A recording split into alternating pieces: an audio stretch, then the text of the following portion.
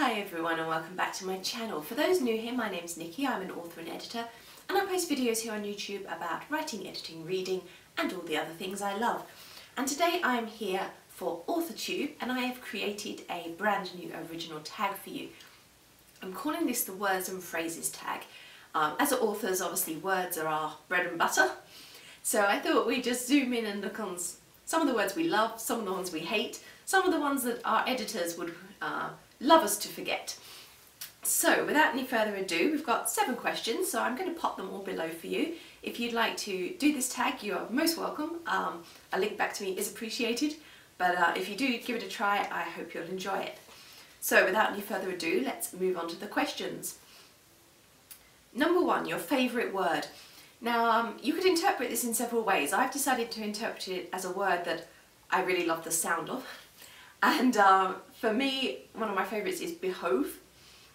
I'm not sure why, there's just something about the sound of behove and the way it feels in the mouth that I really love.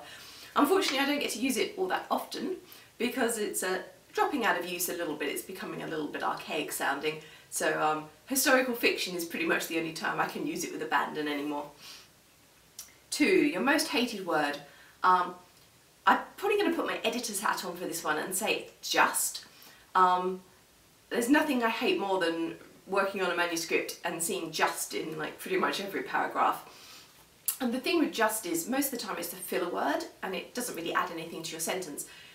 The trick with just actually is to read the sentence out loud with it and then without it. Sometimes you do actually need it, it affects the meaning of the sentence. So if you read the sentence without it and it's completely changed what you're trying to say, then you need it in. However, if you can read the sentence without just and it still makes sense, then you should definitely take it out. So there's a little editing tip there in the middle of the tag for you.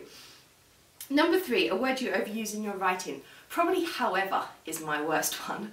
I do like to dot howevers in all over the place, and sometimes editors go to me, "You've used however twice in this page already," and I have to remember to stop and change them a bit with some nonethelesses and neverthelesses and things like that. 4, a forgotten phrase you want to revive. I really love the phrase "I would fain," which for those who aren't familiar with it, it's a kind of expression of like or desire. Insofar as you can say, "I would fain go for a walk today, but it's raining." So she'd love to go for a walk, but she can't because it's raining. I think that's a lovely word, fain. I almost put it as my favourite word actually until I realised I could use it for this one instead. So definitely "I would fain" is a phrase I'd like to see come back into common parlance. Number 5, a favourite word whose meaning has changed. I think awesome is my pick for this one. I mean, awesome used to be something that inspired awe and you'd use it quite sparingly because, you know, it had to be something really amazing. Whereas these days we do just pepper awesome into everything. The ice cream's awesome, the book's awesome, everything's awesome. Number 6, phrases that are overused in modern literature.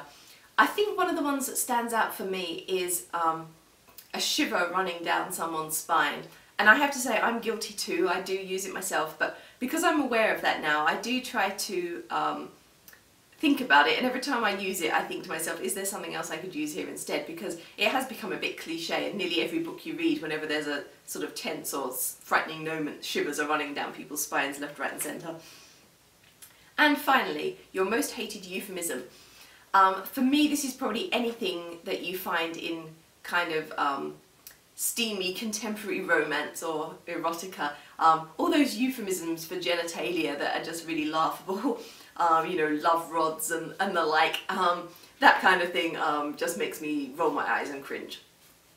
So that was the words and phrases tag. As I said, please do feel free to do it, all the info is below for you. I will end there, but I'll be back again very soon with another vlog for you all. Bye for now everyone.